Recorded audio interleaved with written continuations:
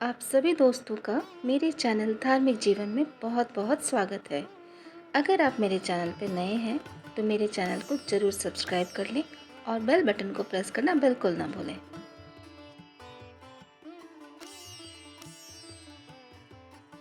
क्षीर सागर में भगवान विष्णु शेष शैया पर विश्राम कर रहे हैं और लक्ष्मी जी उनके पैर दबा रही हैं। विष्णु जी के एक पैर का अंगूठा शैया के बाहर आ गया और लहरें उससे खिलवाड़ करने लगीं। क्षीर सागर के एक कछुए ने इस दृश्य को देखा और मन में यह विचार कर कि मैं यदि भगवान विष्णु के अंगूठे को अपनी जिह्वा से स्पर्श कर लूं तो मेरा मोक्ष हो जाएगा। यह सोचकर उनकी ओर बढ़ा। उसे भगवान विष्णु की ओर आते हुए शेषनाग ने देख लिया और कछुए को भगाने के लिए जोर से फुफकारा। फुफकार सुनकर कछुआ भागकर छुप गया। कुछ समय पश्चात जब शेष जी का ध्यान हट गया तो उसने पुनः प्रयास किया। इस बार लक्ष्मी देवी की दृष्टि उस पर पड़ गई और उन्होंने उसे भगा दिया। इस प्रकार उस कछुए ने अनेकों प्रयास किए, पर शेष नाग और लक्ष्मी माता के कारण उसे सफलता नहीं मिली। यहां तक कि सृष्टि की रचना हो गई और सतयुग बीत जाने के बाद त्रेता युग आ गया।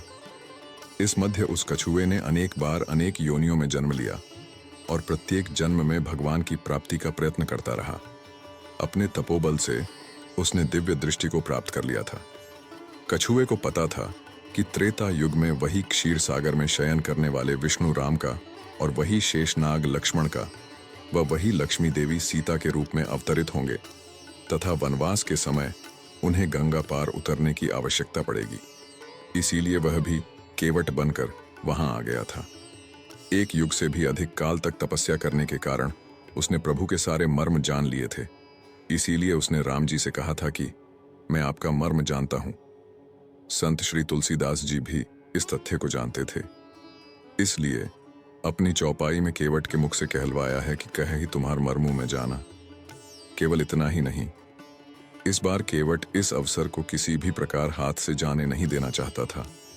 उसे याद था कि शेषनाग क्रोध करके फुफकारते थे और मैं डर जाता था।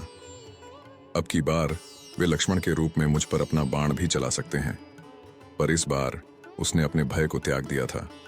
लक्ष्मण के तीर से मर जाना उसे स्वीकार था, पर इस अवसर को खो देना नहीं।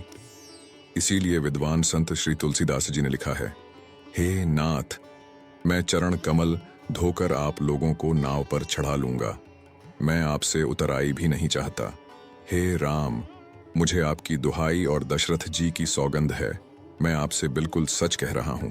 भले ही लक्ष्मण जी मुझे तीर मार दें, पर जब तक मैं आपके पैरों को पखार नहीं लूंगा तब तक हे तुलसीदास के नाथ, हे कृपालु, मैं पार नहीं उतारूंगा।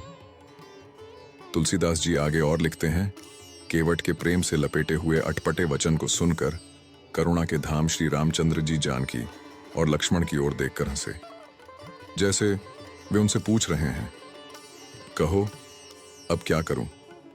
उस समय तो केवल अंगूठे को स्पर्श करना चाहता था और तुम लोग इसे भगा देते थे, पर अब तो यह दोनों पैर मांग रहा है। केवट बहुत चतुर था। उसने अपने साथ ही साथ अपने परिवार और पितरों को भी मोक्ष प्रदान करवा दिया।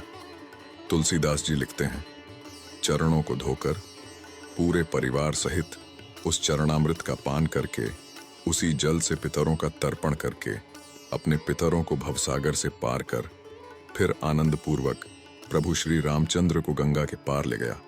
उस समय का प्रसंग है जब केवट भगवान के चरण धो रहे हैं। बड़ा प्यारा दृश्य है। भगवान का एक पैर धोकर उसे निकलकर कठौती से बाहर रख देते हैं और जब दूसरा धोने लगते हैं तो पहला वाला पैर गीला होने से जमीन पर रखने से धूल भरा हो जाता है। केवट दूसरा पैर बाहर रखते हैं, फिर पहले वाले को धोते हैं। एक एक पैर को 7-7 बार धोते हैं। फिर ये सब देखकर कहते हैं, प्रभु एक पैर कठौती में रखिए, दूसरा मेरे हाथ पर रखिए ताकि मैला ना हो। जब भगवान ऐसा ही करते हैं तो जरा सोचिए क्या स्थिति होगी। यदि एक पैर कठौती में है और दूसरा केवट के हाथों में, भगवान दोनों पैरों से खड़े नहीं हो पाते, बोले, केवट में गिर जाऊंगा। केवट बोला, चिंता क्यों करते हो भगवान, दोनों हाथों को मेरे सिर पर रखकर खड़े हो जाइए, फिर नहीं गिरेंगे। जैसे कोई छोटा बच्चा है, जब उसकी माँ उसे स्नान कराती है तो बच्चा माँ के सिर पर हाथ रखकर खड़ा हो जाता है। भगवान भी आज वैसे ही खड़े हैं।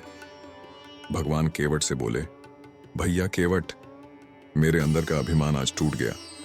केवट बोला, प्रभु क्या कह रहे हैं? भगवान बोले, सच कह रहा हूं केवट, अभी तक मेरे अंदर अभिमान था कि मैं भक्तों को गिरने से बचाता हूं, पर आज पता चला कि भक्त भी भगवान को गिरने से बचाता है। जय राम जी की।